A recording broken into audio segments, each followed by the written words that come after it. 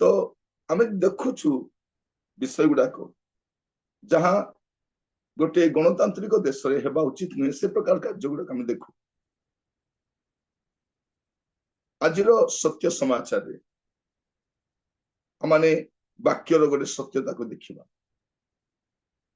मुझे समस्त को बाइबल आज अध्याय स्वागत जनाए आम चेष्टा करुचु सोमवार शनिवार दिन पर्यंत सकाल 7टा रु 8टा पर्यंत एकत्र बसी प्रभु का वाक्य ध्यान करने जे बाइबल सत्यासत्य को बुझी पारि प्रिय भाई भौणी माने अन्य माने जे प्रकार करूछन आमे से प्रकार चाहूना जे गोटे जूम चली चालू वर्ष वर्ष चालू आमे कहि पारिबु आमे दिन करिछु एटा नु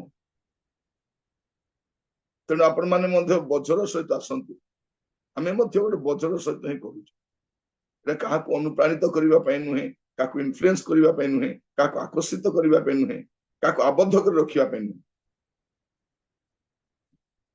बाइबल ट्यूटोरियल गोटे प्रकार को शिक्षा स्थली अटे जो आपण मान शिखिबे एवं आपणकर अंचल रे आपणकर ग्राम रे आपणकर मंडली रे प्रभु अनुग्रह कले बाहर आपण सेवा पई व्यवहृत होई पानी तेणु प्रार्थना सहित गोटे प्रस्तुति आमे चली आज ए सत्य समाचार रे आमे जो प्रसंग रे प्रभु का वाक्य ध्यान करिबा आज आमे सत्य समाचार रो 12टी अध्याय 12 अध्याय माने अध्ययन करबा प्रसंग अछि आस जीवा आस जीवा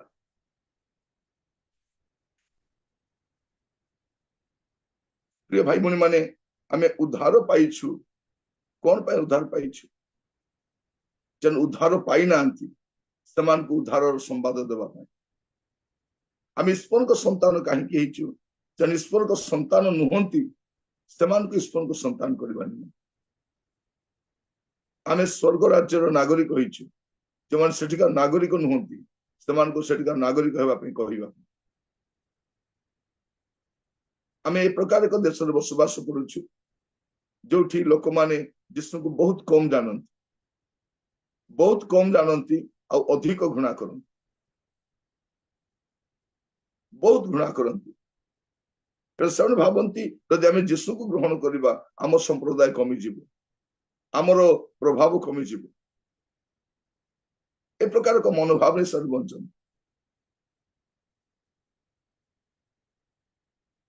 आम देश में देखु सरकार गुड़िक यात्रा कराउछंती मेला कराउछंती पर्वपर्वाणी पालन करने साहाय्य करुछंती यह अति आश्चर्य विषय जहाँ गणतांत्रिक देश कथा नुह यहीटा प्रकाश करे आगामी समय आहरी कौन समस्या गुड़िक रही किंतु आज प्रसंग होछि आस जीवा जदि आम 2टी पद पढ़िबा मार्क तार 16 पर्व 15 पद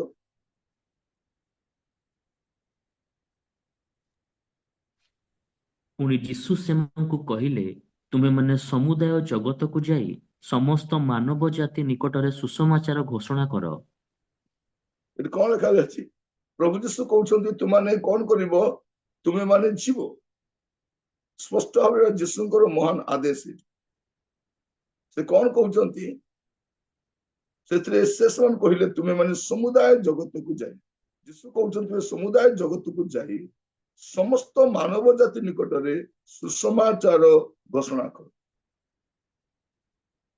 कौन करो तुम्हें समुदाय जगत को जाओ आ कौन करो सुसमाचार घोषणा कर प्रिय भाई बहन माने अपन जगत को जीवा पाए केते दूर जीवा पाए पड़िबो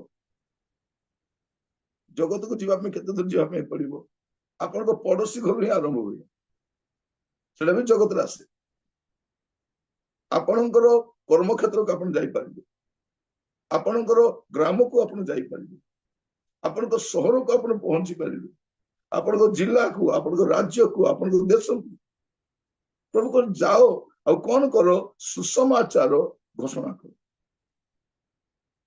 प्रिय भाई भौणी माने आमे समस्त केवल जानिबारे व्यस्त अछि जणाइबारे नुह प्रभु आज आमको अनुग्रह करतु जेपरि आम समस्ते विशेष कर आम ए दिन मान कहवाई डर भी मारुच किंतु प्रभु जीशु कौन कहते माथ्यू तार 28 पर्व 20 पद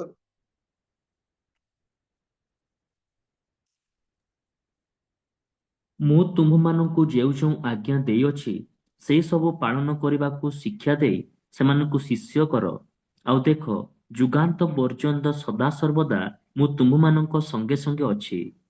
कौन कह जदि तुम्हें समाचार नहीं कि जीव मु तुम संगे संगे अच्छी आपण माने कहवा को आरंभ करंतु आपण देखिबे प्रभु को उपस्थिति को अनुभव करि पारे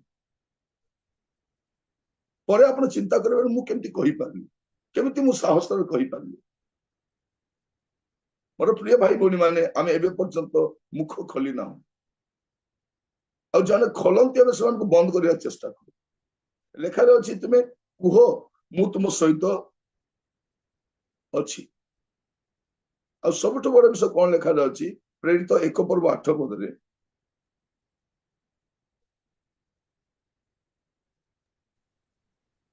କିନ୍ତୁ ପବିତ୍ର ଆତ୍ମା ତୁମ୍ଭମାନଙ୍କ ଉପରେ ଅବତୀର୍ଣ୍ଣ ହୁଅନ୍ତେ ତୁମେମାନେ ଶକ୍ତି ପ୍ରାପ୍ତ ହେବ।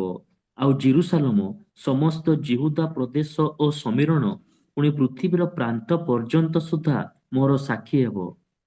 कोन लेखा रे अछि तुमे शक्ति प्राप्त हबो तुमे जदि कहवा पे आरंभ करिवो तुमे शक्ति प्राप्त हबो पर एटा होची प्रभुकर आदेश तुमे सुसमाचार नहीं जीवो आ ए आदेश पालनकारी मान को पाई प्रभु गरे प्रतिज्ञा रखिचंदी कोन तुमे शक्ति प्राप्त हबो मु तुम सहित अछि मु तुमको केबे छाड़ीबी नहीं एटा प्रभु कहउछ तबे हमें क्यों स्थान को जीवा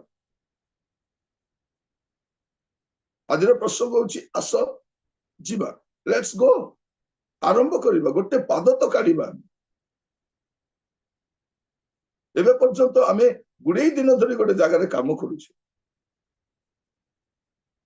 प्रिय भाई भौणी माने ए दिन मान सुसमाचार सेवा कार्य को चारियाडे बंद कर दिया जाउछि शैतान जानी जदि लोक सुसमाचार यही समय शुणिबे परिवर्तन हेबे कारण अन्य उपाय किछि नै लोक पाखरे से सब व्यवस्था कर सारलानी आउ किछि शांति पाउ नै उद्धार पाउ नै मुक्ति पाउ नै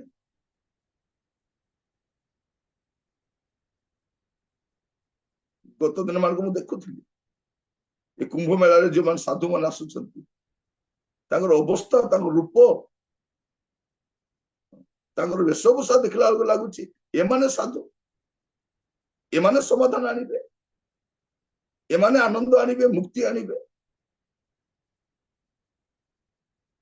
माने मनर दुख सहित मु कहूँ साधु माने केमती था सुसंवाद देवा लोक केमती था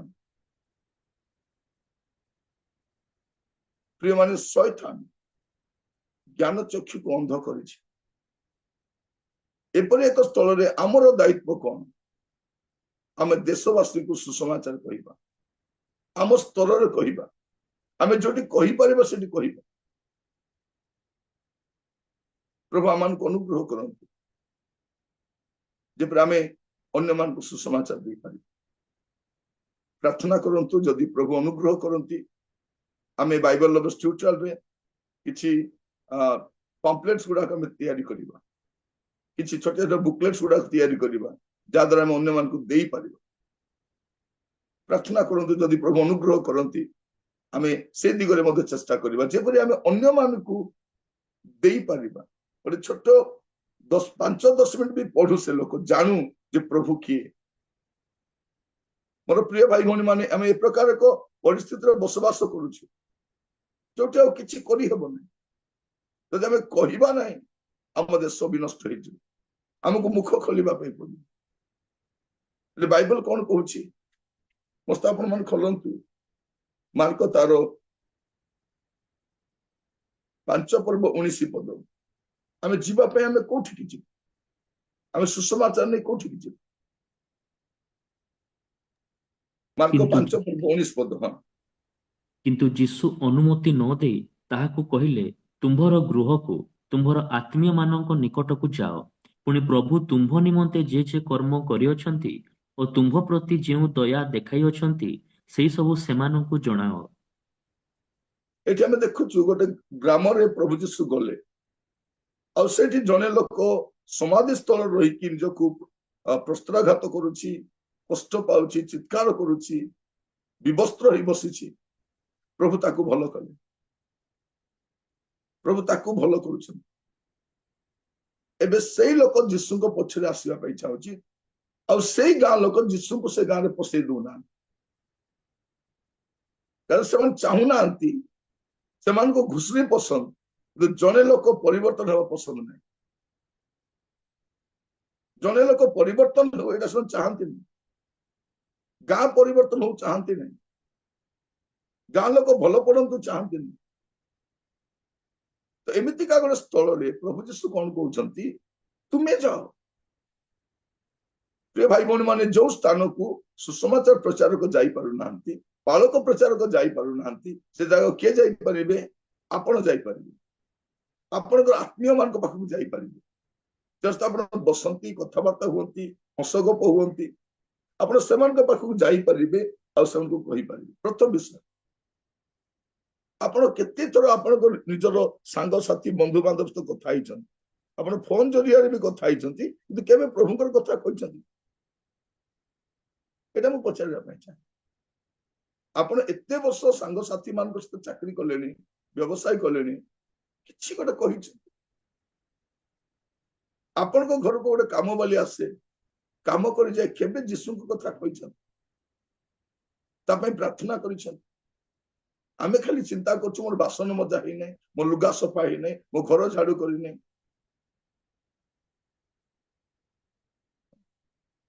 ଆମେ ଭାବୁ ମୋର ମୋର 500,000 ଟଙ୍କାରେ ଚଳୁଛି, ତ ତାକୁ ମୁଁ ଶାସନ କରିବି, କିନ୍ତୁ ଆମେ କେବେ ବି ଚାହିଁନା ତାକୁ ସୁସମାଚାର କରିବି। ମୋର ପ୍ରିୟ ଭାଇ ଭଉଣୀ ମାନେ, ଯଦି ଆମେ କହିବାନି ଆମ ଦେଶ ବୁଡିଯିବ, ଲୋକ ବିନଷ୍ଟ ହେଇଯିବ, କାରଣ ପ୍ରଭୁଙ୍କର ବିନା ଆଉ କିଛି ନାହିଁ। ତ ଆସନ୍ତୁ ଆମେ ଯିବା। କୋଉଠି ଯିବା? ଆମର ପ୍ରିୟଜନ ମାନ ପାଖକୁ ଯିବା। ତାପରେ ଦେଖିବା ମାଥ୍ୟୁ ତାର ଲୁକ ତାର 19 ପର୍ବ 30 ପଦ ଦେଖିବା। ଲୁକ 19:30। ତୁମ୍ଭମାନଙ୍କ ସମ୍ମୁଖସ୍ଥ ସେହି ଗ୍ରାମକୁ ଯାଅ, ସେଥିରେ ପ୍ରବେଶ କରିବା ସମୟରେ ଯାହା ଉପରେ କେହି କେବେ ବସିନାହିଁ, ଏପରି ଗୋଟିଏ ଗଧ ଛୁଆକୁ ବନ୍ଧା ହୋଇଥିବା ଦେଖିବ, ତାହାକୁ ଫିଟାଇ ଘେନି ଆସ। ଏଠି ଆମେ ଦେଖୁଛୁ କଣ, କୋଉଠି ଯିବା? ସମ୍ମୁଖସ୍ଥ ଗ୍ରାମକୁ ଯିବା। ବହୁତ ବାଟ ନାହିଁ, ପ୍ରଥମରେ ନିଜ ଆତ୍ମୀୟ ମାନଙ୍କ ପାଖକୁ ଯାଇପାରିବା। ଆମ ପାଖରେ ଯୋଉ ଗ୍ରାମ ଅଛି ଆମେ ଯାଇପାରିବା, ଆମେ କହିପାରିବା। ଏଇ ଦିନ ମାନଙ୍କରେ ଦେଖିବେ, ଗାଁ ଗୁଡିକରେ ସୁସମାଚାର ପ୍ରଚାର ଯେପରି ନ ହେବ, ସେଥିପାଇଁ ଅନେକ ପ୍ରକାର କଟକଣା ରହିଛି, ଲୋକମାନେ ବିରୋଧ କରୁଛନ୍ତି, କିନ୍ତୁ କିଛି ଖୋଲା ଦ୍ୱାର ଅଛି। ଆମେ କଣ କରିପାରିବା? ଆମ ସମ୍ମୁଖସ୍ଥ ଗ୍ରାମକୁ ଯାଇପାରିବା। ମାଥ୍ୟୁ 22 ପର୍ବ 9 ପଦ।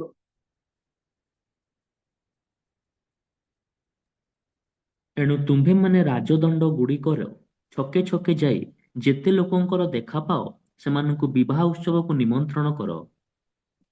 କଣ କର? ଏବେ ତୁମେ ରାଜଦଣ୍ଡକୁ ଯାଅ, ମାନେ ନ୍ୟାସନାଲ ହାଇୱେ କୁ ଯାଅ। ତୁମେ କୋଉଠିକି ଯାଅ? ଏବେ ସମ୍ମୁଖସ୍ଥ ଗାଁକୁ ଗଲା ପରେ ଏବେ ଟିକେ ସହରକୁ ଯାଅ, ଟିକେ ସହର ମାନଙ୍କୁ ଯାଅ। ହୁଏତ ଆମେ ଏ ପ୍ରକାର ଦଳଗତ ଭାବରେ ସେବା କରି ନପାରୁ, କିନ୍ତୁ ବ୍ୟକ୍ତିଗତ ଭାବରେ କରିପାରିବୁ। ଆଉ ବ୍ୟକ୍ତିଗତ ଭାବରେ କହିବା ବହୁତ ପ୍ରଭାବ। ଆମେ କହୁ କି ଆଜିର ପ୍ରସଙ୍ଗ ହଉଛି ଆସ ଯିବା। ତାପରେ ଆମେ ଦେଖିଲୁ ମାର୍କ ତାର 16:15ରେ, ଯେ ତୁମେ ପୃଥିବୀର ପ୍ରାନ୍ତ ପର୍ଯ୍ୟନ୍ତ ଯାଅ। ଏଇଟା ଯିବା ପାଇଁ କୁହାଯାଉଛି। କେଉଁମାନେ ଯିବେ? କେଉଁମାନେ ଯିବେ? ପ୍ରେରିତ 8 ପର୍ବ ତାର 1 ପଦ।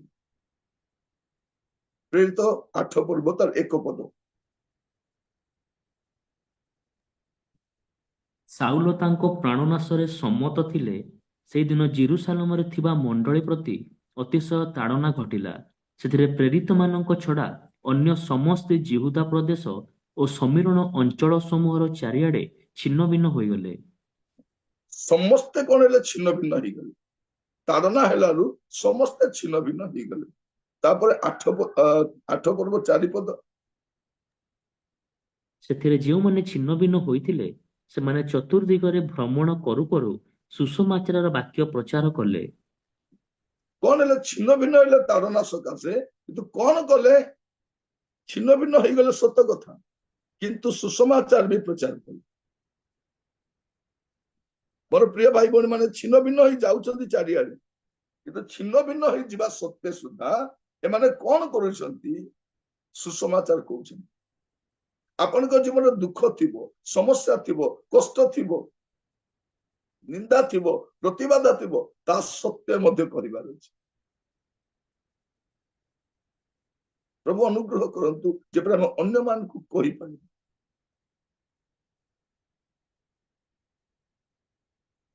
ପ୍ରଭୁଙ୍କ ନାମର ସ୍ତୁତି। ସମସ୍ତେ ଗଲେ। ପ୍ରେରିତ 17 ପର୍ବ 17 ପଦ,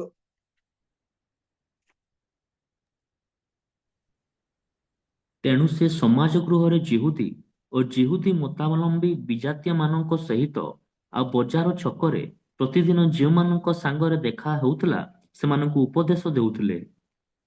କଣ କରୁଥିଲେ? ସମାଜ ଗୃହରେ ବି ଯାଉଥିଲେ, ବିଜାତି ମାନ ପାଖକୁ ଯାଉଥିଲେ, ବଜାର ଛକରେ ବି ଦେଖୁଥିଲେ, ଯାହାକୁ ବି ଦେଖୁଥିଲେ କହୁଥିଲେ।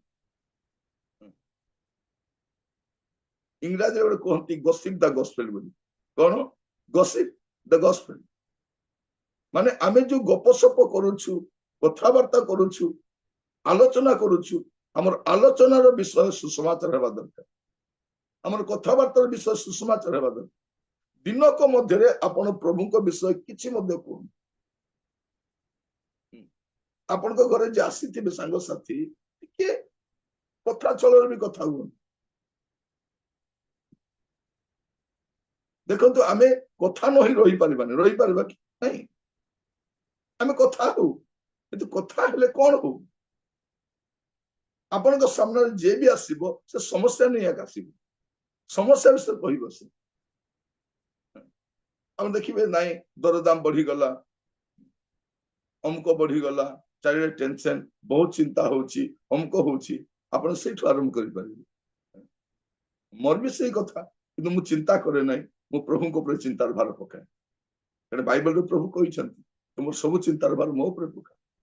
ତୁମେ କଣ ଖାଇବ, କଣ ପିଇବ, ଚିନ୍ତା କର ନାହିଁ। ପ୍ରଭୁ କହୁଛନ୍ତି ମୁଁ ତୁମେ, ସେଥିପାଇଁ ମୁଁ ଚିନ୍ତା କରେ ନାହିଁ।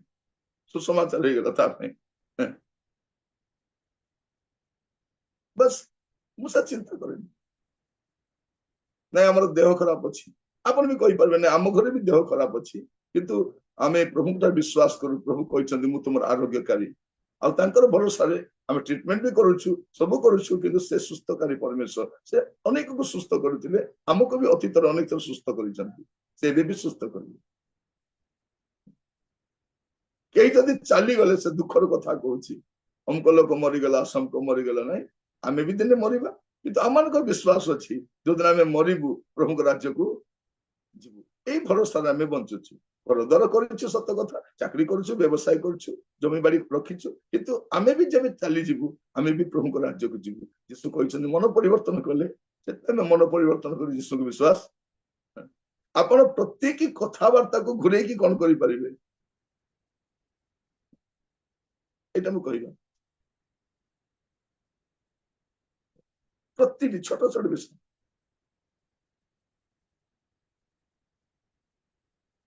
ମୋର ପ୍ରିୟ ଭାଇ ଭଉଣୀ ମାନେ, ସମୟ ଆସିଛି, ମୁଁ ଅନ୍ୟ କିଛି ବିଷୟ କଥାବାର୍ତ୍ତା ହୁଏ ନାହିଁ। ଆପଣ ମୋର କଥାବାର୍ତ୍ତା ଦେଖିବେ, ଇଭେନ ଯେ ଫୋନ କଲେ ମଧ୍ୟ ଟିକେ କଥାବାର୍ତ୍ତା ଆରମ୍ଭ କରେ, ତାପରେ ମୁଁ ବାକି ଆଡକୁ ଯାଏ। ସମସ୍ୟା ବିଷୟ ଆଲୋଚନା করে, କଥାବାର୍ତ୍ତା ହୁଏ, କିନ୍ତୁ ଆମର କଥାବାର୍ତ୍ତାର ମୁଖ୍ୟ ବିଷୟ କଣ ହେବା ଦରକାର? ସୁସମାଚାର। ଏମାନେ କଣ କଲେ ଦେଖନ୍ତୁ, ସମାଜ ଗୃହରେ ଗଲେ, ବିଜାତି ମାନ ପାଖକୁ ଗଲେ, ବଜାର ଛକରେ ବି ଠିଆ ହେଲେ, ଯୁଆଡେ ବି ଗଲେ ଉପଦେଶ ଦେବାକୁ ଲାଗିଲେ। এইটা ଆପଣ କରିପାରିବେ।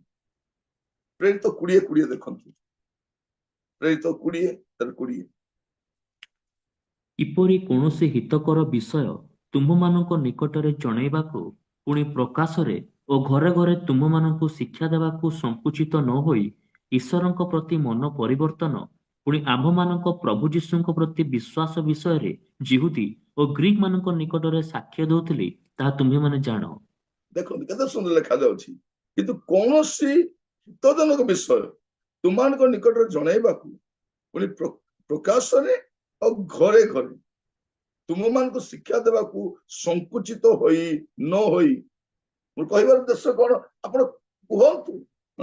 ଆପଣଙ୍କ କତିରେ ଅନେକ ଲୋକ ସମସ୍ୟା ନେଇକି ଆସନ୍ତି, ଅନେକ କଷ୍ଟର କଥା ନେଇ ଆସନ୍ତି, ସେ ସମୟରେ ଆମେ କଣ କରିବା କଥା? ଆମେ କଣ ନୀରବ ରହିପାରିବା କି? ଆମେ କହିପାରିବା। ମୁଁ ପ୍ରତ୍ୟେକକୁ କହୁଛି, ଆସନ୍ତୁ ଯିବା, ଆଜିଠାରୁ ଆରମ୍ଭ କରିବା। ଆମେ ଅନ୍ୟମାନଙ୍କୁ କହିବାକୁ ଆରମ୍ଭ କରିବା, କାରଣ କହିଲେ ହିଁ ସମସ୍ୟାର ସମାଧାନ ହୁଏ। ଏବେ ଯେ ଆମେ କହିନାଉ, ଅନ୍ୟମାନଙ୍କୁ ଆମେ ଜଣେଇନାଉ, ଆମେ କଣ କହୁଛୁ, ମତେ ଟିକେ ଆଉ ଟିକେ ଜାଣିବା ଦରକାର, ମୁଁ ତ କିଛି ଡିଟେଲ୍ସ ଜାଣି ନାହିଁ। ଯେବେ ଡିଟେଲ୍ସ ଜାଣିବି, ବାଇବେଲ ନଲେଜ ଟ୍ୟୁଟୋରିଆଲରେ ଆପଣ ଏତେ ଦିନ ବସିଲା ପରେ ଆଉ କେତେ ଜାଣିବେ? ମୁଁ ତ ଏତେ ବି ଜାଣିନଥିଲି, କହିବା ପାଇଁ ଗଲେ ବେଶୀ କିଛି ଜାଣିନଥିଲି, ବହୁତ କମ ଜାଣିଥିଲି।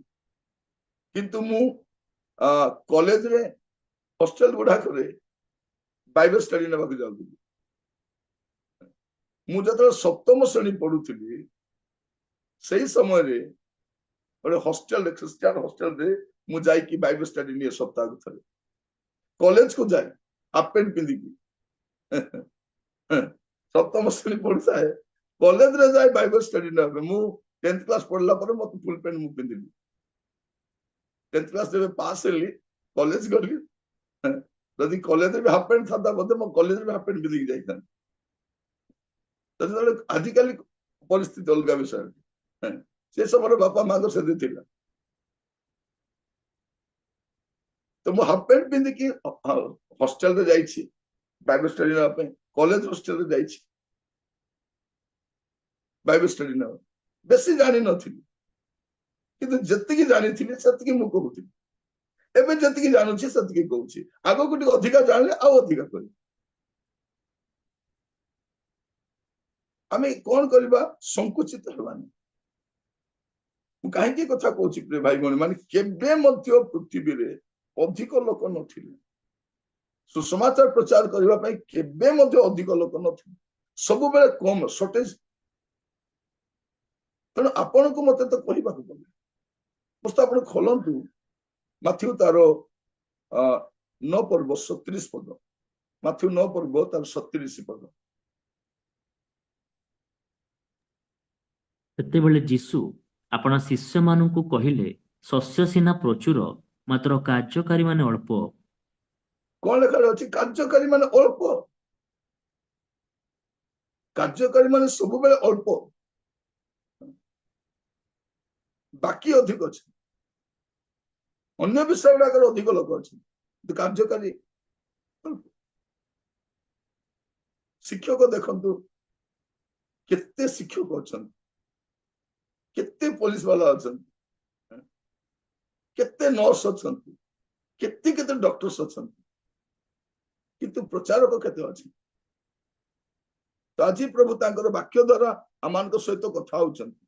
ମୁଁ ଆପଣ ମାନଙ୍କୁ କହିବା ପାଇଁ ଚାହେଁ, ଆମେ ପରମେଶ୍ୱରଙ୍କ ବାକ୍ୟ ଶୁଣିବା ସମୟରେ ଆମେ ପ୍ରାର୍ଥନାର ସହିତ ଆମେ ଧ୍ୟାନ କରିବା। ଆଜିର ପ୍ରସଙ୍ଗ ହଉଛି ଆସ ଯିବା। ଆପଣ ଯଦି ଦେଖିବେ, ଏବ୍ରି ତାର 11 ପର୍ବ 8 ପଦ, ଏବ୍ରି 11 8। ବିଶ୍ୱାସ ଦ୍ୱାରା ଅବ୍ରାମ ଆହ୍ୱାନ ପ୍ରାପ୍ତ ହୁଅନ୍ତେ ଯେଉଁ ଦେଶ ସେ ଅଧିକାର ସ୍ୱରୂପେ ପାଇବାକୁ ଯାଉଥିଲେ, ଆଜ୍ଞାବହ ହୋଇ ସେଠାକୁ ବାହାରିଗଲେ। ପୁଣି ସେ କେଉଁଠାକୁ ଯାଉଅଛନ୍ତି ତାହା ନ ଜାଣି ସୁଦ୍ଧା ବାହାରିଗଲେ। କଣ ଲେଖାଯାଉଛି? ସେ କିଛି ନ ଜାଣି, ମାନେ ତାଙ୍କ ପାଖରେ ସଫିସିଏଣ୍ଟ ଡିଟେଲ୍ସ ନାହିଁ, ସେ ଗୁଡେ ବିଷୟ ଜାଣି ନାହାନ୍ତି, ତଥାପି ବାହାରି ଗଲେ। ପଚାରିଥିବେ, ଅବ୍ରାହମ କୁଆଡେ ଯାଉଛ ସ୍ତ୍ରୀକୁ ନେଇକି? ନାଇଁ ମୁଁ ଜାଣି ନାହିଁ। ନ ଜାଣି କେମିତି ଯାଉଛି? ନାଇଁ ମୁଁ କୋଉଠି ଯାଉଛି ମୁଁ ଜାଣି ନାହିଁ, କିନ୍ତୁ କିଏ ମତେ ଡାକିଛନ୍ତି ତାଙ୍କୁ ମୁଁ ଜାଣିଛି। ଯେ ମତେ ଡାକିଛନ୍ତି ମୁଁ ତାଙ୍କୁ ଜାଣିଛି। ଆମକୁ ବେଳେ ବେଳେ କହିବେ, ଆରେ ତୁ ସେ ଜାଗାଟା ଦେଖିଛୁ? ନା ନା ମୁଁ ଦେଖିନି। କେମିତି ଯାଉଛୁ? ନାଇଁ ମୁଁ ଯାହାଙ୍କ ସହ ଯାଉଛି ସେ ଦେଖିଛନ୍ତି।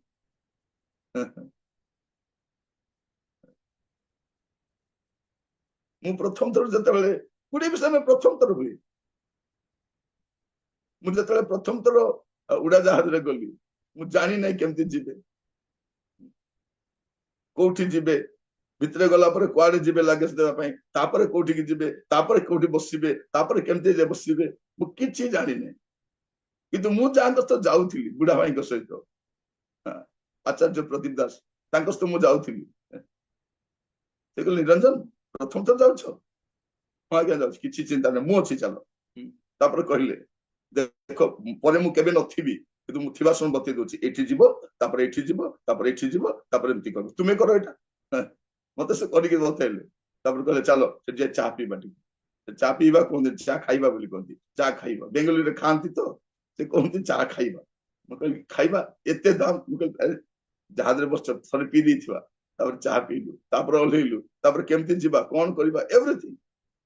ଏବେ ସେ ନାହାନ୍ତି। ତାପରେ ମୁଁ ଅନେକ ଥର ଗଲି, କାରଣ ମୁଁ ଜାଣିଗଲି। ମୋର କହିବାର ଉଦ୍ଦେଶ୍ୟ କଣ, ଅବ୍ରାହମ କଣ, ସେ କୋଉଠିକି ଯାଉଛନ୍ତି ସେ ଜାଣିନାହାନ୍ତି, କିନ୍ତୁ ଗୋଟେ ବିଷୟ ଜାଣିଛନ୍ତି, କିଏ ଆହ୍ୱାନ କରିଛନ୍ତି। ସେ ସଫିସିଏଣ୍ଟ ଡିଟେଲ୍ସ ନାହିଁ, ତଥାପି ଯାଉଛନ୍ତି। ଆପଣ ଦେଖିବେ ପ୍ରଥମ ସାମୁଏଲ 17 ପର୍ବ 28 ପଦ, ପ୍ରଥମ ସାମୁଏଲ 17:28। ସେ ଲୋକମାନଙ୍କୁ କହିବା ବେଳେ ତାଙ୍କର ଜ୍ୟେଷ୍ଠ ଭ୍ରାତା ଇଲିଆବ ଶୁଣିଲା। ତହିଁରେ ଇଲିଆବର କ୍ରୋଧ ଦାଉଦଙ୍କ ଉପରେ ପ୍ରଜ୍ୱଳିତ ହେଲା, ଆଉ ସେ କହିଲା, ତୁ କାହିଁକି ଏଠିକି ଆସିଲୁ? ପ୍ରାନ୍ତରରେ ତୁ ସେ ମେଣ୍ଢା କେତୋଟି କାହା ପାଖରେ ଛାଡ଼ିଲୁ? ମୁଁ ତୋ ଗର୍ବ ଓ ତୋ ମନର ଦୁଷ୍ଟତା ଜାଣେ, କାରଣ ତୁ ଯୁଦ୍ଧ ଦେଖିବା ପାଇଁ ଆସିଅଛୁ। ଏଠି କଣ, ଯେତେବେଳେ ଦାଉଦ ଗଲିଆତ ସହିତ ଲଢେଇ କରିବାକୁ ଯାଉଛନ୍ତି, ତାଙ୍କର ଭାଇ କଣ କରୁଛନ୍ତି, ତାଙ୍କୁ ଡିସ୍କରେଜ କରୁଛନ୍ତି। କଣ କରୁଛନ୍ତି? ଡିସ୍କରେଜ କରୁଛନ୍ତି। କଣ ବୋଲି କହୁଛନ୍ତି? ଏଠି ତ କେତେ ସୁନ୍ଦର ଭାବରେ ଲେଖା ଯାଉଛି, ତୁ କାହିଁକି ଏଠାକୁ ଆସିଲୁ? ପ୍ରାନ୍ତରେ ତୁ ସେ ମେଣ୍ଢା କେତୋଟି କାହା ପାଖରେ ଛାଡିଲୁ? ମୁଁ ତ ଗର୍ବ ଓ ତୋ ମନର ଦୁଷ୍ଟତା ଜାଣେ, କାରଣ ତୁ ଯୁଦ୍ଧ ଦେଖିବାକୁ ଆସିଅଛୁ। ଇଏ ରାଜା ଯୁଦ୍ଧ କରିବାକୁ ଯାଉନାହାନ୍ତି, ସେନାପତି ଯାଉନାହାନ୍ତି, ଭାଇମାନେ ଯାଉନାହାନ୍ତି, ଇଏ ଯାଉଛନ୍ତି। ସେମିତିକା ସମୟରେ ସେ ଭାଇ କଣ କରୁଛି? ତାକୁ ଡିସ୍କରେଜ କରୁଛି। ବେଳେ ବେଳେ ଆପଣ ସୁସମାଚାର କହି ବାହାରିଲେ, ଆପଣଙ୍କ ଘରୁଆ କହିବେ, ଏଇ ଆମ ପାଇଁ ଲଜ୍ଜା ଆଣିବୁ ନାହିଁ, ଦେଖେ ସେ ଠିଆ ହେଇକି କଣ କହିବୁ କେଜାଣେ, ଆମକୁ ଲାଜ ଲାଗିବ। ଲୋକ ଡିସ୍କରେଜ କରନ୍ତି। ମୁଁ ବି ଯେତେବେଳେ ପ୍ରଥମ ଥର ପାଇଁ ପ୍ରଚାର ପାଇଁ ବାହାରିଲି ଗୋଟେ ବଡ ସଭାରେ, ଜଣେ ମତେ ଏତେ ଡିସ୍କରେଜ କରିଦେଲା, ଏମିତି ଥିବେ, ସେମିତି ଥିବେ, ଏତେ ଲୋକ ଥିବେ, ଅମକ ଥିବେ, ଢମକ ଥିବେ, ସବୁ ଷ୍ଟୋରି କହିଲି। ମୁଁ ପୁରା ଝାଳ ଝାଳ ହେଇକି ଚଢିଲି। ତାପରେ ମୁଁ ପ୍ରାର୍ଥନା କଲି, ପ୍ରଭୁ ଏଟା ପ୍ରଥମ ଥର ବଡ ସଭାରେ ପ୍ରଚାର କରୁଛି, ଆପଣ ମୋ ସହିତ ଥିବାର ଅଛି ହେଲା। ମୋର ନୋଟ୍ସ ଉପରେ ମୋର ଭରସା ନାହିଁ, କି ମୋ ଉପରେ ଭରସା ନାହିଁ, ଆପଣ ଅଛନ୍ତି। ହେଲେ ମୁଁ ଜାଣିନି ଏତେ ଲୋକ ଥିବେ ବୋଲି। ସେଠି ଆଉ ଜଣେ ବକ୍ତା ଯିବାର ଥିଲା, ମୁଁ ପଳେଇଛି ସେଠି। ସେ ରୁହନ୍ତି ଚେନ୍ନାଇରେ, ସେ ଆସିପାରିଲେନି। ସେ କଣ ହେଲା ଯେ, ଆଜ୍ଞା ଆପଣ ଆସନ୍ତୁ, ଫ୍ଲାଇଟରେ ଆସନ୍ତୁ, ଆମେ ଫ୍ଲାଇଟ ଭଡା ଦେବୁ। ସେ କହିଲେ, ଫ୍ଲାଇଟରେ ବି ଆସିପାରିବି ନାହିଁ, ମୋର ତ ହବ ନାହିଁ। ହେଲେ କେମିତି କରିବା ଆଜ୍ଞା? ନାଇଁ ନାଇଁ, ମୋ ଭଳି ଗୋଟେ ଭଲ ବକ୍ତାକୁ ପଠେଇବି। ସିଏ କେତେ ବଡ ଲୋକ, ମୋର ଗୁରୁ ସେ ହେଲା। ମତେ ଯେତେ ବର୍ଷ ହେଇନି, ତାଙ୍କ ସେବା ସେତେ ବର୍ଷ। ସେ କହିଲେ କିଛି ଚିନ୍ତା ନାହିଁ, ଜଣକୁ ପଠେଇବି, ଏତେ ବଢିଆ ପ୍ରଚାର କରିବ। କହିଲେ ନିରଞ୍ଜନ ତୁମେ ଯିବ? ହଁ, ବଡ ଲୋକ ତ କହୁଛନ୍ତି ଯିବି, ମୁଁ ଜାଣିନା ଏତେ ଲୋକ ଅଛନ୍ତି ବୋଲି। ମୁଁ ଭାବିଲି ଛୋଟ ମିଟିଂ, ହେଲେ ଗଲା ବେଳକୁ ଲୋକ ମତେ ଚିହ୍ନୁ ବି ନାହାନ୍ତି, ଆହୁରି ଧଡିଆ ଥିଲି। ସେତେବେଳେ ଇନ୍ ବି କରୁଥିଲି କି ନାଇଁ ମୋର ମନେ ନାହିଁ। ପୁରା ଧଡିଆ, ସ୍ଲିପର ଗୋଟେ ପିନ୍ଧିଛି, ବସ୍ ଷ୍ଟାଣ୍ଡରେ ଅଛି, ତେଣୁ ବକ୍ତା ଖୋଜି ବୁଲୁଛନ୍ତି। ଦେଖିଲା ବେଳକୁ ମୁଁ ଏକା। ଗୋଟେ ବଡ କଷ୍ଟରେ ମତେ ଧରିକି ନେଲେ। ନେଲା ପରେ ପ୍ରଥମ ପ୍ରଶ୍ନ ପଚାରିଲେ, କେବେ ପ୍ରଚାର କରିଛ କି? ଆହୁରି ଗୋଟେ ଡେଞ୍ଜର ପ୍ରଶ୍ନ ସେଟା। ହଁ ଆଜ୍ଞା କରିଛି। ଦେଖିଲା ବେଳକୁ ମୁଁ ଜାଣିନି ଏତେ ବଡ ସଭା ବୋଲି କରି। ଗଲା ବେଳକୁ 13-14 ହଜାର ଲୋକ ଗଦା ଅଛନ୍ତି। ମୁଁ ଭାବିଲି 200-300 ଥିବେ, ଏତେ ଲୋକ। ନୋଟ୍ସ ଖୋଲିଲି, ପ୍ରାର୍ଥନା କଲି, ପ୍ରଭୁ ମୋର ନଲେଜ ନାହିଁ, ଏ ନୋଟ୍ସ ବି ନାହିଁ, ମତେ କିଛି ଜଣା ନାହିଁ, ମୁଁ ଠିଆ ହଉଛି। ସେ ଗୋଟେ ମେସେଜ, ଏତେ ସୁନ୍ଦର ମେସେଜ ଥିଲା। ତାପରେ ବଳକା ସବୁ ଅନ୍ୟମାନଙ୍କ ସ୍ପିକର ମାନଙ୍କ ବି ମତେ ଏକା ଦେଲେ, ମୁଁ ପ୍ରଚାର କଲି। ତାପରେ କଣ୍ଟିନ୍ୟୁଅସଲି 7-8 ବର୍ଷ ଗଲି। କହିବାର ଉଦ୍ଦେଶ୍ୟ ପ୍ରିୟ ଭାଇ ଭଉଣୀ ମାନେ, ଲୋକ ଆପଣଙ୍କୁ ଡିସ୍କରେଜ କରିବେ।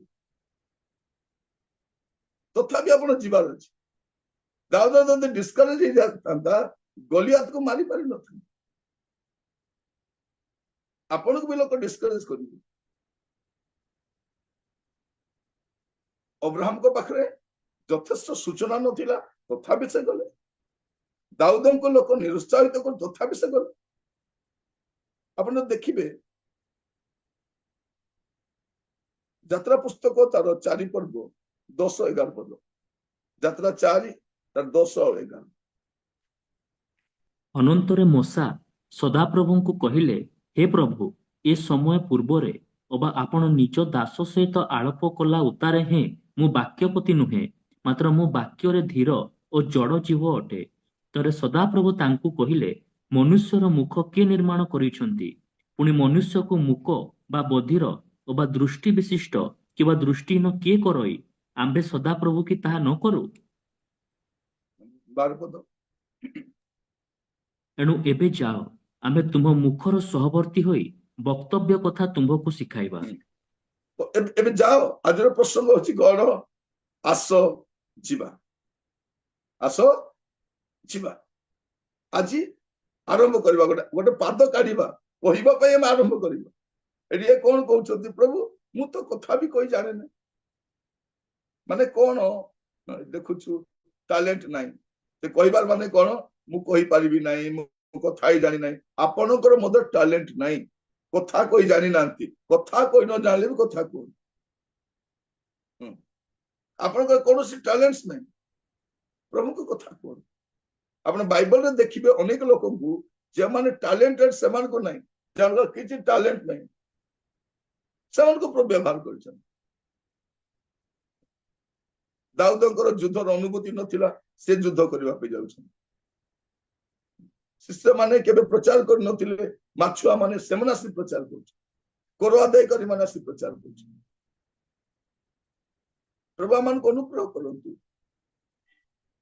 ଆମ ପାଖରେ ଟ୍ୟାଲେଣ୍ଟ ନଥିଲେ ବି ଯିବା। ହୁଏତ ଆପଣଙ୍କ ପାଖରେ ଅନୁଭୂତି ବି ନଥାଇପାରେ, ପୂର୍ବ ଅନୁଭୂତି ନଥାଇପାରେ। ଆପଣ ଦେଖିବେ ଯେରେମିୟା ତାର 1 ପର୍ବ 7 ପଦ, ଯେରେମିୟା ତାର 1ମ ଅଧ୍ୟାୟ ତାର 7 ପଦ।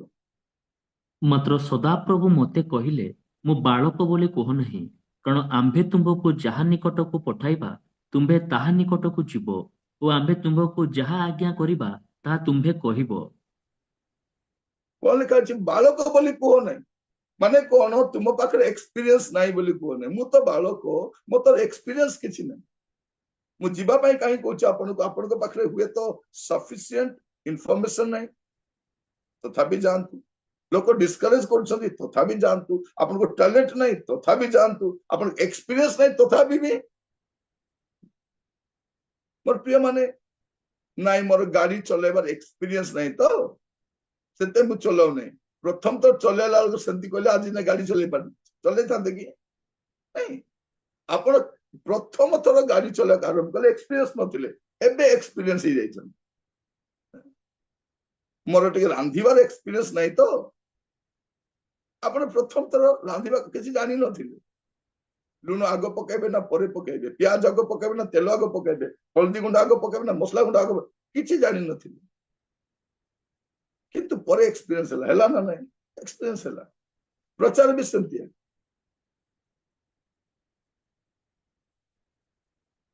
ମୁଁ ଥରେ ୱର୍ସିପ ଲିଡ୍ କରୁଥାଏ, ହେଲେ ଏ ମ୍ୟୁଜିକ ସହିତ ଗାଇବା ଆମର ଅଭ୍ୟାସ ନାହିଁ, ମୁଁ ଜାଣି ନାହିଁ। ଆମେ କଣ ଢୋଲକି ସହିତ ଗାଇବା ଲୋକ, ଖଞ୍ଜଣି ସହିତ ଗାଇବା ଲୋକ। ଏଠି ଏତେ ସିଷ୍ଟମ ଅଛି।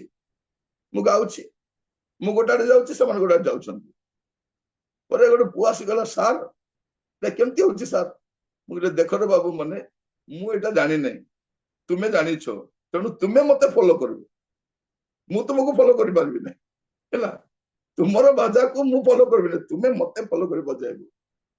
ସେମାନେ ଦେଖା ଦେଖି, ହଉ ସାର୍ ବଜେଇବ, ବଜେଇଲେ ଆଉ।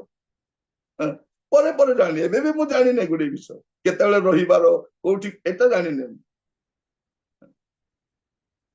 ମୁଁ ଆପଣଙ୍କୁ କହିବା ପାଇଁ ଚାହେଁ, ଆମକୁ ଗୁଡେ ବିଷୟର ଏକ୍ସପିରିଏନ୍ସ ନାହିଁ, ତଥାପି ଯିବ। ଶିଷ୍ୟମାନଙ୍କୁ ଦେଖନ୍ତୁ, ଆପଣ ଦେଖିବେ ମାର୍କ 16 ପର୍ବ 14-15, ମାର୍କ 16 ତାର 14 ଆଉ 15। ଏଥିଉତ୍ତାରେ ଏକାଦଶ ଶିଷ୍ୟ ଭୋଜନରେ ବସିଥିବା ସମୟରେ ସେ ସେମାନଙ୍କୁ ଦର୍ଶନ ଦେଲେ ଏବଂ ସେମାନଙ୍କର ଅବିଶ୍ୱାସ ଓ ହୃଦୟର କଠିନତା ହେତୁ ସେମାନଙ୍କୁ ଅନୁଯୋଗ କଲେ, କାରଣ ଯେଉଁମାନେ ତାହାଙ୍କୁ ପୁନରୁତ୍ଥିତ ଦେଖିଥିଲେ ସେମାନଙ୍କ କଥା ସେମାନେ ବିଶ୍ୱାସ କରିନଥିଲେ। ପୁଣି ଯୀଶୁ ସେମାନଙ୍କୁ କହିଲେ, ତୁମ୍ଭେମାନେ ସମୁଦାୟ ଜଗତକୁ ଯାଇ ସମସ୍ତ ମାନବ ଜାତି ନିକଟରେ ସୁସମାଚାର ଘୋଷଣା କର। ଏଠି କାହାକୁ କହୁଛନ୍ତି? ଯୋଉ ଶିଷ୍ୟ ମାନେ ପରଫେକ୍ଟ ନୁହନ୍ତି। ପ୍ରିୟ ଭାଇ ଭଉଣୀ ମାନେ, ଆପଣ ମାନେ କହୁଛି, ଆପଣ ଯୋଉ ବାହାନା ସବୁ କହୁଛନ୍ତି ନା, ମୁଁ ଯାଇପାରିବି ନାହିଁ, ଏଠି ଆମେ କଣ ଦେଖୁଛୁ? ଏମାନେ କେହି ସିଦ୍ଧ ନୁହନ୍ତି। ଯୀଶୁଙ୍କ ସହିତ ଏତେ ଦିନ ରହିଲା ପରେ, ଶିକ୍ଷା ପାଇଲା ପରେ ମଧ୍ୟ ଏଥିଉତ୍ତାରେ ଏକାଦଶ ଶିଷ୍ୟ ଭଜନରେ ବସିଥିବା ସମୟ ସେ ସେମାନଙ୍କୁ ଦର୍ଶନ ଦେଲେ। ସେମାନଙ୍କର ସେମାନଙ୍କର ଅବିଶ୍ୱାସ, କଠିନ ହୃଦୟ ଏସବୁ ଥିଲା। ଯୀଶୁ ଉଠିଲା ପରେ ବି ଅବିଶ୍ୱାସ ଥିଲା, କଠିନ ହୃଦୟ ଥିଲା ଏମାନଙ୍କର। ଏମାନେ ପୁନରୁତ୍ଥାନରେ ବିଶ୍ୱାସ କରୁନଥିଲେ। ତା ସତ୍ତ୍ୱେ ବି ପ୍ରଭୁ କହୁଛନ୍ତି ତୁମେ ଯାଅ ବୋଲି, ତୁମେ ଯାଅ। ମୋର ପ୍ରିୟ ଭାଇ ଭଉଣୀ ମାନେ, ଆପଣ ଆଉ ମୁଁ କେହି ପରଫେକ୍ଟ ନୁହଁ, ତଥାପି ଆମେ ଯିବାର ଅଛି। ଆପଣ ପ୍ରଚାର କଲେ ତୁ ସିଦ୍ଧ କି, ତୁ ଭଲ କି, ତୁ କହୁଛୁ ଯେ ଆମେ ଭଲ କି ସିଦ୍ଧ ନାହିଁ, କିନ୍ତୁ ଯାହାଙ୍କ ବିଷୟରେ କହୁଛୁ ସେ ଭଲ ଆଉ ସେ ସିଦ୍ଧ ଅଟନ୍ତି। ପ୍ରଭୁ ଆଜି ଆମମାନଙ୍କୁ ଅନୁଗ୍ରହ କରୁ। ବେଳେ ବେଳେ ଆପଣ ଗାଁରେ ଯିବେ, ରାସ୍ତା ପଚାରିବେ, କାହାକୁ ପଚାରିବେ? ଗୋଟେ ମଦୁଆ ଲୋକ ପଚାରିବେ। ସେ ମଦୁଆକୁ କାହିଁକି ପଚାରୁଛୁ? ସେ ମଦୁଆ ହେଲେ ବି ରାସ୍ତା ବତାଉଛି ନା ନାହିଁ? କିନ୍ତୁ ଭଲ ଲୋକମାନେ ରାସ୍ତା ଭଲ ବତାନ୍ତି ନାହିଁ, କୁହନ୍ତି ନାଇଁ ନା ଏମିତି ଯିବ, ସେମିତି ଯିବ, ସେମିତି ଯିବ। କାଲି ଗୋଟେ ଗାଁର ରାସ୍ତା ପଚାରୁଥିଲୁ, ସେ କଣ କହୁଛି? ଏମିତି ଯିବ, ତାପରେ ଟର୍ଣ୍ଣିଂ କରିବ, ତାପରେ ସେମିତି ଯିବ। ମୁଁ କହିଲି ଏତେ ଦୂର ତ ଏଇଟା ନୁହଁ। ତାପରେ ଆଉ ଗୋଟେ ରାସ୍ତା ଧରିଲା ବେଳକୁ ଏଇଟା ବେଶୀ ଦୂର ନାହିଁ, ଗୋଟେ 1/2 କିଲୋମିଟର ବି ନାହିଁ, 500-700 ମିଟରରେ ସେ ଘରଟା ଅଛି। ସେ ବୁଝାଉଛି କଣ? ଏମିତି ଯିବ, ତାପରେ ସେମିତି ଯିବ, ତାପରେ ସେମିତି ଯିବ। ସେ ଜାଣିଛି ଆମେ ମିଟିଂ ଯାଉଛୁ ବୋଲି, ସେ ମିଟିଂ କୁ ଯାଉଛୁ ପରା। ସେ ମିଟିଂ କୁ ଯିବା ପାଇଁ ଏଇ ରାସ୍ତା ଦେଇକି ଏମିତି ଗଲା ପରେ ସେମିତି ଗଲା ପରେ ସେଇ ଏତେ ଦୂର କୁଆଡେ ରାସ୍ତା? ସେ ଦୋକାନୀ ଖ୍ରୀଷ୍ଟିଆନ ଟା ନୁହଁ, ସେ ଆମକୁ କଣ ବତାଉଛି? ବାଟ ବତାଉଛି। ବେଳେ ବେଳେ ମଦୁଆ ମାନେ ବି ଠିକ ରାସ୍ତା ବତାନ୍ତି। ମୋର ପ୍ରିୟ ମାନେ, ପ୍ରଭୁ ଆମମାନଙ୍କୁ ଅନୁଗ୍ରହ କରନ୍ତୁ। ଏମାନେ ଦେଖନ୍ତୁ ପରଫେକ୍ଟ ନୁହନ୍ତି, କେହି ସିଦ୍ଧ ନୁହନ୍ତି, ପ୍ରଭୁଙ୍କୁ ଏବେ ବି ଅବିଶ୍ୱାସ କରୁଛନ୍ତି, ହୃଦୟ କଠିନ ଅଛି, ସନ୍ଦେହ ଅଛି। ତଥାପି ପ୍ରଭୁ କହୁଛନ୍ତି ଯାଅ। ଗୋଟେ ଲୋକ ନ ଭାବୁ ଯେ ମୁଁ ପରଫେକ୍ଟ ହେଲା ପରେ ଯିବି ବୋଲି। ପରଫେକ୍ଟ ହେଲା ପରେ ଆପଣ ଥିବେ ନାହିଁ, ଯିବେ କୁଆଡେ? ଆପଣ ଯେତେବେଳେ ସିଦ୍ଧ ହେଇଯିବେ, ପ୍ରଭୁ ଆପଣଙ୍କୁ ନେଇଯିବେ, ରଖିବେ ନାହିଁ ଆଉ। କାମ ଖତମ, ଚାଲ ତେବେ ସିଦ୍ଧ ହେଇଗଲେ। ଭାତ ସିଝିଲା ପରେ ଆଉ ଚୁଲିରେ ବସିଥାଏ କି? ସିଧା ପେଟକୁ ଯାଏ। ମୋର ପ୍ରିୟ ଭାଇ ଭଉଣୀ ମାନେ, ଯୋଉଦିନ ଆପଣ ତିଆରି ହେଇଗଲେ ଆପଣଙ୍କୁ ପ୍ରଭୁ ନେଇଯିବେ। ତା ପୂର୍ବରୁ ଆମେ କାର୍ଯ୍ୟ କରିଯିବାର ଅଛି। ଆଉ ଅନେକ ଲୋକ ଭାବନ୍ତି ଆଜ୍ଞା ଆମେ ତ ଝିଅ ପିଲା, ଆମେ ତ ମହିଳା ମାନେ, ଆମେ ତ ଗୃହିଣୀ ମାନେ, ଆମେ କେମିତି ଯିବା? ଆପଣ ଦେଖିବେ ଲୁକ ତାର 8 ପର୍ବ ପ୍ରଥମ 3 ପଦ, ଲୁକ 8 ପର୍ବ ତାର ପ୍ରଥମ 3 ପଦ। ଏଥିର ଅଳ୍ପ ସମୟ ପରେ ସେ ଆପେ ନଗରେ ନଗରେ ଓ ଗ୍ରାମେ ଗ୍ରାମେ ଘୋଷଣା କରି ଈଶ୍ୱରଙ୍କ ରାଜ୍ୟର ସୁସମାଚାର ପ୍ରଚାର କରି ଭ୍ରମଣ କରିବାକୁ ଲାଗିଲେ। ଆଉ 12 ତାହାଙ୍କ ସାଙ୍ଗରେ ଥିଲେ। ପୁଣି ଯେଉଁ ସ୍ତ୍ରୀମାନେ ଦୁଷ୍ଟ ଆତ୍ମା ଓ ରୋଗରୁ ସୁସ୍ଥ କରାଯାଇଥିଲେ, ଏପରି କେତେକ ସ୍ତ୍ରୀ ଲୋକ, ଅର୍ଥାତ୍ ମଗ୍ଦଲିନୀ ନାମ୍ନୀ ମରିୟମ, ଯାହାଙ୍କ ଠାରୁ 7 ଭୂତ ବାହାରି ଯାଇଥିଲେ, ହେରୋଦଙ୍କ ବେବର୍ତ୍ତା, କୁଜାଙ୍କ ଭାର୍ଯ୍ୟା ଯୋହନା, ଶୋଷନା, ପୁଣି ଆହୁରି ଅନେକ ସ୍ତ୍ରୀ ଲୋକ ତାହାଙ୍କ ସାଙ୍ଗରେ ଥାଇ ଆପଣ ଆପଣ ସମ୍ପତ୍ତି ଦେଇ ସେମାନଙ୍କ ସେବା କରୁଥିଲେ। ଦେଖନ୍ତୁ ଏମାନେ ମହିଳା ମାନେ, ଏମାନେ ଗୃହିଣୀ ମାନେ, ତଥାପି ମଧ୍ୟ ଯୀଶୁଙ୍କ ଦଳରେ ଅଛନ୍ତି, ଗୋଟେ ପ୍ରଚାରକ ଦଳରେ ଅଛନ୍ତି, ଗୋଟେ ସୁସମାଚାର ଦଳରେ ଅଛନ୍ତି। ଆପଣ ଦେଖିବେ ସୁସମାଚାର ପ୍ରଚାର କରି ଯିବା ସମୟରେ ଅନେକଙ୍କର ଭିନ୍ନ ଭିନ୍ନ କାମ ଥାଏ। କିଏ ଖାଇବା ବ୍ୟବସ୍ଥା କରୁଥାଏ, କିଏ ଷ୍ଟେଜର ବ୍ୟବସ୍ଥା କରୁଥାଏ, କିଏ ଅନ୍ୟାନ୍ୟ ବ୍ୟବସ୍ଥା ଲୋକକୁ ଡାକୁଥାଏ, ଗୋଟେ କାମ ଥାଏ।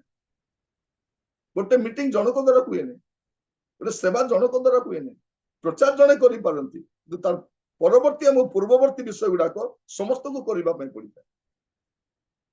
आम कौन करवा फैमिली रेस्पॉन्सिबिलिटी थिले मध्य आमको जीवा पड़े से सब को उपेक्षा करे नुहे से गुड़ाक सारिकी आप जापर से दायित्व कहारी को देकी आप जापर। बेले बेले देखो भौणी मैंने आपण महिला समिति प्रचार करार थी कौट जीवार थी घरे अन्य मैंने थे कौन बोले कहे ए भाई को टे चाह देदेबू आ माँ को टे देखू है आ से पुओ ए आसब आसला जलखिया रखी खाइबा कहीदेबू मुझे जाऊँगी एत काम थी भी से जीव गुड़े कार्य थी जीवा दरकार। आम जो घरटा बनाऊलु आम गोटे दिन भी पानी देवाई रहीन ए घर काम केमती चलुची रहा देखिए से मिस्त्री एका बनाऊला आम खाली बसा होगापी आस 9 मास भितर घर बनवा 9 मास लगिला धीरे धीरे पैसा होते बांधुलु 9 मास बांधिलु 9 मास आम हुए तो गोटे 90 दिन भी नथि 90 दिन बेसी गला पर लगुच बहुत कम दिन 9 माने गोटे 15-20 दिन खड़े थी बेसी नथि से बनैला ता काम से करबो आम काम आमे करू तापर सेवा बंद करू घर बांधुची बोली मो माँ चली गले मत कहले आज्ञा गोटे मास खंडे घरे आपण रुहंतु मु पुणी गोटे मास थी मुता परे परे बाहरी पड़ली सेवा कहीं आमर गुड़े समस्या थिले मध्य स्वास्थ्य भल रहूना जना पड़ी गुड़े गुड़े समस्या देखा जा बोली कौन बसी पड़ू औषध भी खाइबू चलो मझे जाइलु से मीटिंग ज्वर होता आ गोटे मीटिंग ज्वर भल हो गोटे मीटिंग पेट खराब होता आ गोटे मीटिंग पेट भल हो ठंडा चली औषध खाऊ मीटिंग चलती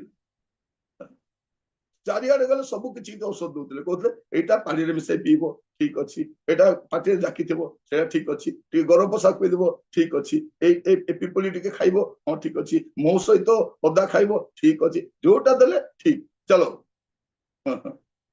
एबे मो पाखे एत अच्छी गोटे आयुर्वेदिक दुकान खोल समस्त सब रखी प्रिय मान मोर कहबार उद्देश्य कौन यही थर थंडा जी बुलिली जी पेट मिली आउ के मिल ना थंडा बुलूली अरे भाई थंडा बुलूं सब स्पेटर एत स्पेटर कौन करी खरा मास बिना कौन बुझानी ना कितु मिली भल भल स्पेटर अनेक परिवार दर अनेक भाई भौणी मान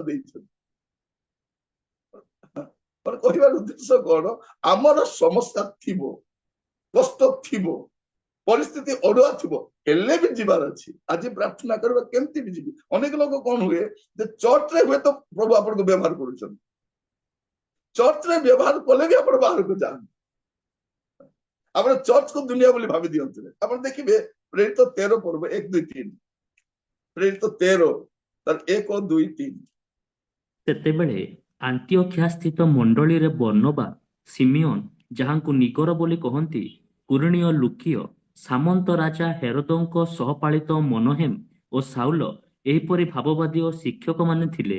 ସେମାନେ ପ୍ରଭୁଙ୍କ ସେବା ଓ ଉପବାସ କରୁଥିବା ସମୟରେ ପବିତ୍ର ଆତ୍ମା କହିଲେ ଯେଉଁ କର୍ମ ନିମନ୍ତେ ଆମ୍ଭେ ବର୍ଣ୍ଣବା ଓ ସାଉଲକୁ ଆହ୍ୱାନ କରିଅଛୁ ସେଥିପାଇଁ ସେମାନଙ୍କୁ ପୃଥକ କର। ସେଥିରେ ସେମାନେ ଉପବାସ ଓ ପ୍ରାର୍ଥନା କଲା ଉତ୍ତାରେ ସେମାନଙ୍କ ଉପରେ ହସ୍ତାର୍ପଣ କରି ସେମାନଙ୍କୁ ବିଦାୟ ଦେଲେ। बस एमाने कौन थिले देखंतु आंतियोखिया मंडली थिले ए बर्नबास सिमियोन तापरे लुकियो मनहेम साउलो एमाने कोठी व्यवहार होतिले एमाने चर्च रे व्यवहार होतिले इवन चर्च रे व्यवहार होला परे मध्य प्रभु कहउछथि नाइ नाइ चर्च रे भी तो व्यवहार होछथि एमाने बाहर भी जान आम चर्च रे कोन कहउछथि तुमे चर्च छाडी बाहर काहे जाउछ जहा करिवो चर्च भितर करो भौणी माने स्वामी मान कौन कहते अरे तू चर्च रे व्यवहार हो बाहर कहीं जाऊँ चर्च रे यथेष ना ना तू तो महिला समिति किसी किसी कहूँ से चलाऊ बाइबल स्टडी नौ आउ बाहर कहीं आमर जी टैलेंटेड लोक कोड़ी चर्च भर्ती मत मोर चर्च पाई बोझ अच्छी मोर चर्च पाई मोर बोझ एत बोझ बहिब जदि से बोझ क्या टिके दौना ଜଣେ ଲୋକ କଣ କହୁଛି, ଆଜ୍ଞା ଆମର ଚର୍ଚ୍ଚରେ କେହି ବିଶ୍ୱସ୍ତ ଲୋକ ନାହାନ୍ତି ଆଜ୍ଞା, ସେଇଥିପାଇଁ ମୁଁ ଟ୍ରେଜର ହେଇକି 20 ବର୍ଷ ହେଲା ଅଛି। କାହିଁକି 20 ବର୍ଷ ଟ୍ରେଜର ହେଇକି ଅଛି? ଆଉ କେହି ବିଶ୍ୱସ୍ତ ନାହାନ୍ତି? ବିଶ୍ୱସ୍ତ ଲୋକ ତିଆରି କର। ଆମେ ଭାବୁଛୁ ସମସ୍ତେ ଅବିଶ୍ୱସ୍ତ, ମୁଁ ହିଁ ବିଶ୍ୱସ୍ତ, ମୁଁ ହିଁ ଗୀତ ଗାଇବି, ନାଇଁ ଅନ୍ୟମାନଙ୍କୁ ଗାଇବାକୁ ଦିଅ। ମୁଁ ହିଁ ଲିଡିଂ କରିବି, ଅନ୍ୟମାନଙ୍କୁ ଲିଡିଂ କରିବାକୁ ଦିଅ। ଆପଣ ସବୁବେଳେ ରହିବେ ନାହିଁ, ଅନ୍ୟମାନଙ୍କୁ ପ୍ରଚାର କରିବାକୁ ଦିଅନ୍ତୁ, ଅନ୍ୟମାନଙ୍କୁ ବ୍ୟବହାର କରନ୍ତୁ। ଚର୍ଚ୍ଚରେ ବ୍ୟବହାର ହେବା ସତ୍ତ୍ୱେ ମଧ୍ୟ ଆମକୁ ବାହାରକୁ ଯିବାର ଅଛି। ମୋର ପ୍ରିୟ ଭାଇ ଭଉଣୀ ମାନେ, ଆଜିର ପ୍ରସଙ୍ଗ ଅଛି ଆସ ଯିବା। କୋଉଠି ଯିବା? ଆମ ପରିବାରରୁ ଆରମ୍ଭ କରିବା, ଆମ ସାହିରୁ ଆରମ୍ଭ କରିବା, ଆମ ଗାଁରୁ ଆରମ୍ଭ କରିବା, ଆମ ବସ୍ତିରୁ ଆରମ୍ଭ କରିବା, ଆମ ସହରରୁ ଆରମ୍ଭ କରିବା, ଆମ ଜିଲ୍ଲାରୁ ଆରମ୍ଭ କରିବା, ପରେ ପୃଥିବୀର ପ୍ରାନ୍ତ ପର୍ଯ୍ୟନ୍ତ। ମଝିରେ ମତେ ଜଣେ କହୁଥିଲେ, ଆଜ୍ଞା ମୋର ପ୍ରାର୍ଥନା ଆଜ୍ଞା ମୁଁ ଆମେରିକା ଟିକେ ଯାଇ ପ୍ରଚାର କରିବି, ଟିକେ ଆମେରିକା ଯିବାର ଅଛି। ମୁଁ କହିଲି ତୁମ ଗାଁରେ କେବେ ପ୍ରଚାର କରୁଛ? ନାଇଁ ଆଜ୍ଞା ଗାଁରେ କେବେ ପ୍ରଚାର କରିନି। ମୁଁ କହିଲି ତମ ଟାଉନରେ? ନାଇଁ ଟାଉନରେ ବି ନାହିଁ। ଆପଣ କୋଉଠି ଯାଇଛନ୍ତି? ନାଇଁ ଆଜ୍ଞା ମୁଁ କୋଉଠି ଯାଇନି। କୋଉଠି ଯିବ ସେ? ସିଧା ଆମେରିକା ଯିବ, ହ୍ୱାଇଟ ହାଉସରେ ଯିବ ଆଉ ଡୋନାଲ୍ଡ ଟ୍ରମ୍ପକୁ କଥା ହବ। ନାଇଁ କଣ ଆମର ଦର୍ଶନ ଦୂରଦର୍ଶନ? ଆରେ ପାଖରେ ଟିକେ ଦେଖ, ଦୀପ ତଳ ଆଗ ଉଜ୍ଜଳ ହେଇଯାଉ, ତାପରେ ବାହାରକୁ ଯିବେ। ମୋର ପ୍ରିୟ ଭାଇ ଭଉଣୀ ଚେଷ୍ଟା କରୁ। ମତେ ଜଣେ କହୁଥିଲେ, ଆଜ୍ଞା ଆପଣ କେବେ ବିଦେଶ ଯାଇଛନ୍ତି? ମୁଁ କହିଲି ମୋର ତ ଓଡିଆ ଠିକ ନାହିଁ, ହିନ୍ଦୀ ଠିକ ନାହିଁ, ଇଂଲିଶ ତ ଯାହା ଅଛି ଅଛି, ଆଉ ବିଦେଶ ଯିବି କଣ? ବିଦେଶରେ ଯଦି ଇଂଲିଶ କହିବି ପରଭାଷା ଭଳିଆ ଲାଗିବ। ମୋର କହିବାର ଉଦ୍ଦେଶ୍ୟ ପ୍ରିୟ ଭାଇ ଭଉଣୀ ମାନେ, ଆମକୁ ପ୍ରଭୁ ଯୋଉଠି ରଖିଛନ୍ତି ଆମେ ସେଇଠି ଆମ ସେବା କାର୍ଯ୍ୟକ୍ରମ ତ୍ୱରାନ୍ୱିତ କରିବା। ଆପଣ ଆରମ୍ଭ କରନ୍ତୁ। ଭଉଣୀ ମାନେ, ଆପଣ ଘରେ ରହିବା ସମୟରେ କିଛି ଲୋକ ମିଶିବାକୁ ଆସନ୍ତି ନା ନାଇଁ? ଆସନ୍ତି। ଆପଣଙ୍କୁ ଡେଲି ଅନେକ କଲ୍ ଆସେ, ଆପଣ କହିପାରିବେ ହେଲୋ ଆଜି ମୁଁ ଏମିତି ବାକ୍ୟ ଶୁଣିଲି, ଏତେ ବଢିଆ ଲାଗିଲା, ଆଜି ମୁଁ ଅମୁକ ବାଇବଲ ଷ୍ଟଡି କଲି, ଆଜି ମୁଁ ବାଇବଲ ପଢିବା ସମୟରେ ପଦଟା ପାଇଲି, ଖୋଜୁଥିଲି ବହୁତ ଦିନରୁ ଏଇ ପଦ। କୋଉ ପଦ ଦିଦି? ଆପଣ ସେ ପଦକୁ ବୁଝାଇବେ, ନାଇଁ ଏଇ ପଦ ସାନ୍ତ୍ୱନା ମତେ ଦେଲା, ଏଇ ପଦଟା ପରା। ଆପଣ ଗୁଡେ ବିଷୟ କହିପାରିବେ, କୁହନ୍ତୁ। ଆପଣ ଯୋଉଠି ଠିଆ ହେବେ କୁହନ୍ତୁ। ପ୍ରଭୁ ଆଜି ଆପଣ ମାନଙ୍କୁ ଅନୁଗ୍ରହ କରନ୍ତୁ। କାହିଁକି ଏ କଥା କହୁଛି? ଗୋଟେ ପଦ ପଢିଲେ ଆପଣ ବୁଝିପାରିବେ। ଯୋହନ ତାର 9 ପର୍ବ 4 ପଦ, ଯୋହନ 9 ପର୍ବ ତାର 4 ପଦ। ଦିନ ଥାଉ ଥାଉ ମୋହର ପ୍ରେରଣକର୍ତ୍ତାଙ୍କ କର୍ମ କରିବା ଆମ୍ଭମାନଙ୍କ କର୍ତ୍ତବ୍ୟ। ଯେଉଁ ସମୟରେ କେହି କର୍ମ କରିପାରେ ନାହିଁ, ଏପରି ରାତ୍ରି ଆସୁଅଛି। କଣ ଅଛି ପ୍ରିୟ ଭାଇ ଭଉଣୀ ମାନେ? ଦିନ ଥାଉ ଥାଉ ମୋହର ପ୍ରେରଣକର୍ତ୍ତାଙ୍କ କର୍ମ କରିବା ଆମମାନଙ୍କ କର୍ତ୍ତବ୍ୟ। ଯେଉଁ ସମୟରେ କେହି କର୍ମ କରିପାରେ ନାହିଁ, ଏପରି ରାତ୍ରି ଆସୁଅଛି। ଆପଣ କାହାକୁ କଥା ହେଇପାରିବେନି, କଥା ହେବାର ସମସ୍ୟା ହେଇଯିବ। ଏବେ କଥା ହେଇପାରିବା ଆମର କଲିଗ ସହିତ, ଆମର ଫ୍ରେଣ୍ଡ ସହିତ, ଆମର ରିଲେଟିଭ ସହିତ, ଆମର ଚାକରାଣୀ ସହିତ, ଏବେ କହିପାରିବେ। ଗୋଟେ ସମୟ ଆସିବ ଦେଖିବେ, ଆପଣଙ୍କ ଘରେ କାମ କରୁଥିବା କାମ ବାଲି ଯାଇ କହିବ, ତାଙ୍କ ଘରେ ମୁଁ କାମ କରୁଛି, ଏମାନେ ମତେ ଖ୍ରୀଷ୍ଟିଆନ କରିବାକୁ ଚେଷ୍ଟା କରୁଛନ୍ତି। ଆସିବ ଦେଖନ୍ତୁ। ଟିଚର୍ସ ମାନେ ପିଲାମାନଙ୍କୁ ଯଦି କିଛି କହିବେ, ଏଇ ତୁମେ ଝଗଡା ହୁଅ ନାହିଁ, ପରସ୍ପରକୁ ପ୍ରେମ କର, ଭଲରେ ଥାଅ, ସେ କହିବେ ନାଇଁ ଦେଖନ୍ତୁ ସାର୍, ସେ ମତେ ଧର୍ମାନ୍ତରୀକରଣ କରୁଛନ୍ତି, ଝଗଡା ହୁଅ ନାହିଁ, ପରସ୍ପରକୁ ପ୍ରେମ କର ବୋଲି କହୁଛନ୍ତି। ଏଟା ବି ଅସୁବିଧା ହବ। ଆପଣ ଦିଟା ପରିବାର ଅଶାନ୍ତି ହଉଥିବେ, ଅଶାନ୍ତି କାହିଁ କହୁଛ? ଶାନ୍ତିରେ ରୁହ। ସେ କହିବ ଆଜ୍ଞା ଧର୍ମାନ୍ତରୀକରଣ କରୁଛନ୍ତି, ଶାନ୍ତିରେ ରୁହ, ବାଇବଲଟା ଲେଖା ହେଇଛି। ଆପଣ ଯାହା ବି କହିବେ ତାକୁ ଅଡୁଆ ନେବେ ଆଗକୁ। ଏବେ ସୁଯୋଗ ଅଛି, ଆପଣ କୁହନ୍ତୁ। ଆପଣଙ୍କର କର୍ତ୍ତବ୍ୟ, ପ୍ରଭୁ ଆପଣଙ୍କୁ କହିବା ଶକ୍ତି ଦେଇଛନ୍ତି, ଆପଣ କୁହନ୍ତୁ। ଲେଖିବା ଶକ୍ତି ଦେଇଛନ୍ତି, ଲେଖନ୍ତୁ, ଗୀତ ଲେଖନ୍ତୁ, ଅନୁବାଦ କରନ୍ତୁ, ଆପଣ ଯାହା କରିପାରିବେ ଆପଣଙ୍କ ଦ୍ୱାରା ହେଇପାରିବ, ଆପଣ ସେୟା କରିବା ପାଇଁ ଚେଷ୍ଟା କରନ୍ତୁ।